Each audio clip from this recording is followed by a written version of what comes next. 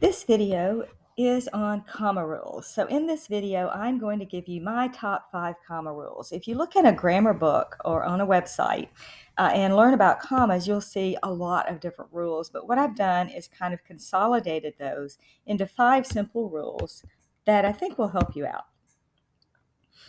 So first of all, I don't know what you've learned about commas in the past, but there are a couple of rules of advice that I really don't recommend. And one of those is, if in doubt, leave it out. That if you wonder whether you need a comma, just don't put it there. I don't think that's the best advice. You're better just to learn my 5 rules. The other one is to place a comma wherever you would take a breath or have a pause. And that can be difficult because then you might imagine you're pausing everywhere, like I'm doing. So you'll overthink it, I think, if you do that. So you're better off learning these 5 simple rules. So here we go. Rule number 1, put a comma after any introductory adverbial information. I can make that more simple. Anything you're sticking at the beginning of your sentence that will be functioning as an adverb, put a comma after it. So, for example, it could be a single word, like this example here. Yesterday, Jimbo ate ice cream. So since it's just a single word, you could get away without the comma, but it's not wrong to put it. So I would go ahead and put it. So yesterday, comma, Jimbo ate ice cream. And see how yesterday is an adverb. It's telling us when. Adverbs answer questions like when, where, why, and how. It could be a prepositional phrase. Over the years, comma, Jimbo has eaten gallons of ice cream. That's, again, an adverb of time. Or this sentence shouldn't be here. Or it could be a whole clause introducing your main sentence. So the main sentence here is Jimbo eats great quantities of ice cream. And this is an adverb telling why, because it is his favorite dessert. So this is a subordinate clause. It's an adverb clause, and it does have its own subject and its own verb. But the word because is what makes it an adverb. And you might have been told at some point never to begin a sentence with an adverb subordinate clause. You were probably told that because your teacher was afraid that you would end up with a fragment, that you'd have something like, because it is his favorite dessert, period. That would be wrong.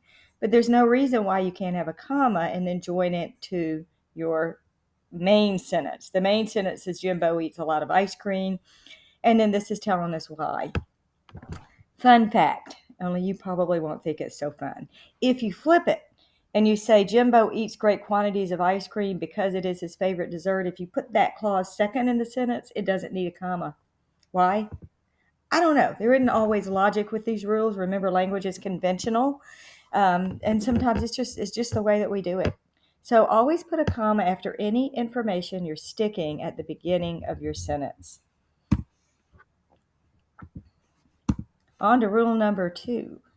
Items in a series. I did not mean to enlarge myself. Okay, so use commas to separate items in a series. So here are some examples. The series is a list, basically, and they can be single words, like Bertha, Herman, and Harold sauntered into the bar. We'll talk in a moment about that comma before the and. I'm going to tell you to put it in to be safe. That's the Oxford comma.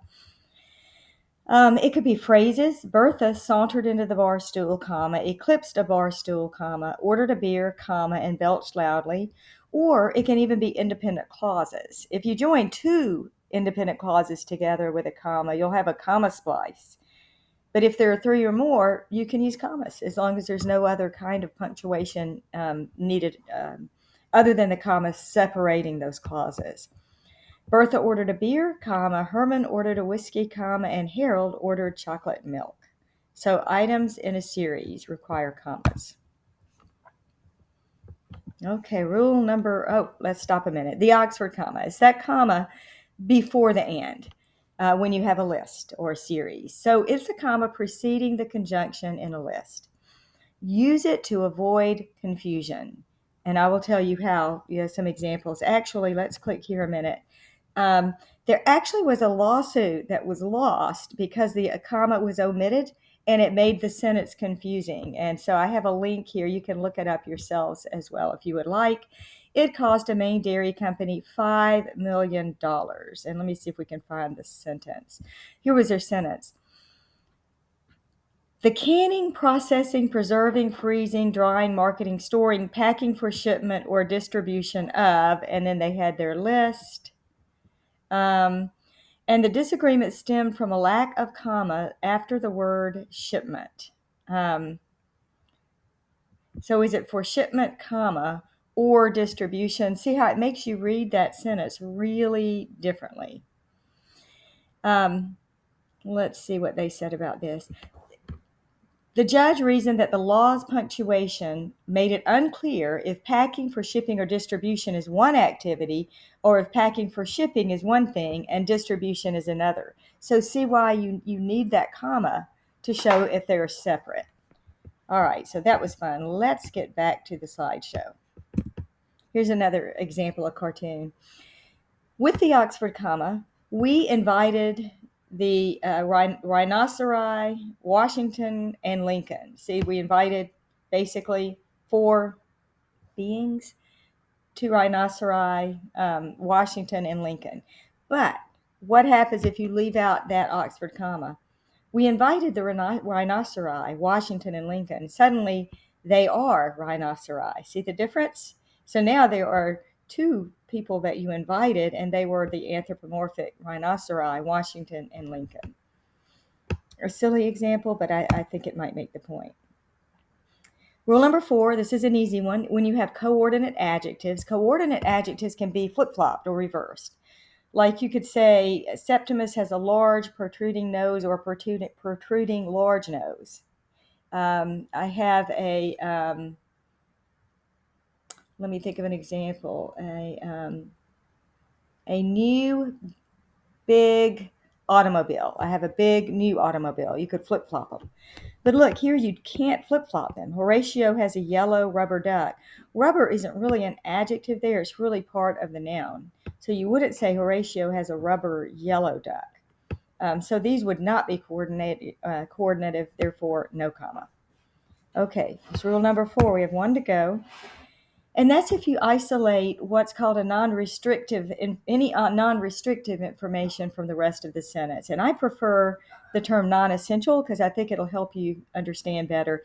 So anything you're sticking in the middle of your sentence, especially following a noun and describing a noun, if it's not essential to the meaning, then you can put commas around it to show that.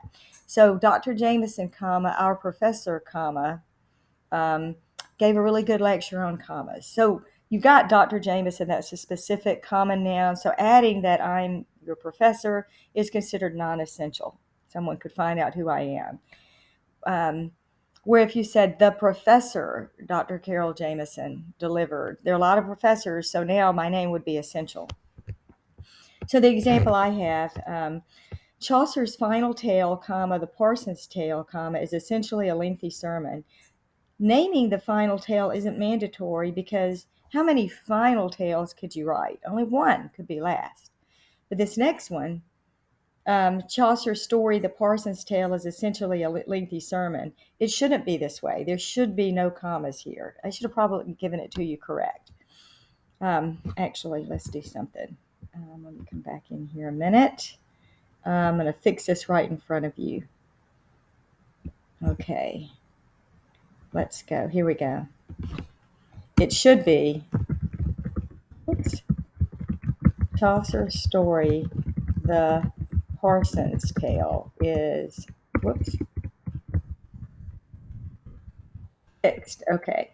So that's what it should look like, this second example, because he wrote a ton of stories, so identifying it becomes essential. That's it. Those 5 comma rules will get you through life. But while we're here, we'll talk about splices when we, comma splices later, and then we'll talk about semicolons again. But just quickly, other punctuation that I'll want you to try to incorporate in your writing. Let's start with a semicolon. You can use a semicolon if you want to keep 2 sentences together. A comma is not enough. Just if you just have 2 sentences connected with a comma, no conjunction, that is considered a comma splice, and it's a big deduction. But if you want to keep them together and you don't want to add any conjunctions, you just want to keep those sentences by each other, then that's the use of a semicolon. Brenda is extremely fond of cats. She currently owns 15 of them. 2 separate colons, but we've used a semicolon to keep them together because we think that we want the reader to consider them as one thought. Same thing, number 2, but you can add a word like consequently, however, nevertheless. Those words are called conjunctive adverbs. They're conjunctions in that they join the two sentences. They're adverbs in how they act in the second sentence. And so we have a semicolon after the word cats, and then we have another sentence. You could just as easily put a period here, but maybe you want the reader to read them together, and therefore a semicolon would work. Also, if you have a really long series, you might want to use semicolons instead of commas to avoid confusion. And here's an example of that. I am close friends with Mickey, who lives across the street from me, Joanne, whom I've known since kindergarten, and Jocinda, who recently moved to France. I want the semicolon to separate the 3 friends that I know, or otherwise there'd just be commas all over the place, and it would be a very confusing sentence. Okay, colons. You use a colon to introduce a list, but a little known rule, I see them used incorrectly a lot. A colon should follow a complete thought. So you shouldn't say Prunella has colon and then have your list. You should say Prunella has the following items, or Prunella has bought these things. Then you can have a colon, and then there's your list with your Oxford comma. You can also use a colon to introduce an explanation. Prunella had good reason for purchasing garden items, colon, and then here's the reason. She was planning to grow her own produce. And there's an example of an incorrectly placed colon. So commas, semicolons, colons. Lastly, we'll look at parentheses and dashes, and they kind of do opposite things. Parentheses de-emphasize information. So you want to get something in, but you don't want to highlight it, sort of like an aside. My old cat Boo, who lived to be 22 years old, had a tangled mass of black fur. So I'm putting this part about how old he was because it wasn't really relevant to whatever I'm talking about. But I want the reader to know it, but not to highlight it. So I put it in parentheses. You can put parentheses in the middle of a sentence this way, or if it's a sentence of its own, they can stand alone. And it's telling the reader, like as they read your paragraph, that this is important, but it's really sort of an aside, not as important as the rest. Note how I've punctuated there with the period on the inside. And then lastly, dashes do the opposite. You want to emphasize something. Use dashes, and you use dashes by 2 hyphens with no space before or after. My neighbor's children, all 6 of them, sometimes use my garden as a sandbox. So I really want to emphasize that there's 6 of those kids using my garden as a sandbox. So that is how you can use dashes. All right, and that's it. Some nice and easy comma rules. It's easy to go through and talk about them.